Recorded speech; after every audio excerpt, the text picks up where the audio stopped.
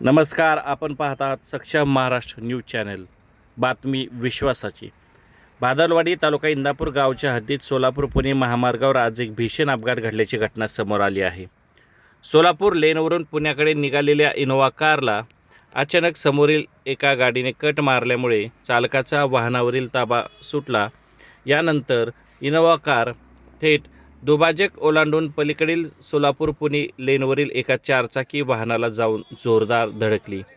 ही धडक एवढी भीषण होती की या दोन्ही चारचाकी वाहनांचे मोठ्या प्रमाणात नुकसान झाले असून वाहनांचे पुढील भाग पूर्णपणे चिरडले गेले आहेत. या अपघातात 3 ते 4 तरुण जखमी झाले असून एका महिलेला गंभीर दुखापत झाली आहे. काही जखमींची प्रकृती चिंताजनक असल्याची माहिती प्राथमिक स्वरूपात मिळत आहे. अपघातानंतर घटनास्थळी काही काळ भीतीचे वातावरण निर्माण झाले होते. नागरिकांनी तात्काळ मदतीसाठी धाव घेतली. अपघाताची माहिती मिळताच आपुलकीची सेवा ॲम्ब्युलन्सचे मालक केतन वाहक यांनी तात्काळ घटनास्थळी दाखल झाले. त्यांनी जखमींना प्राथमिक मदत करत तातडीने भिगवण येथील खाजगी रुग्णालयात उपचारासाठी दाखल करण्यास मदत केली.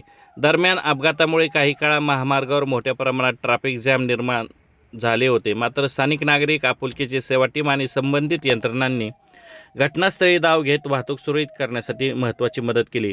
घटनेबाबत पुढील तपास सुरू असून जखमींच्या प्रकृतीबाबत अधिकृत माहिती मिळण्याची प्रतीक्षा आहे. व्हिडिओ आवडल्यास लाईक करा, सबस्क्राईब करा आणि शेअर करा.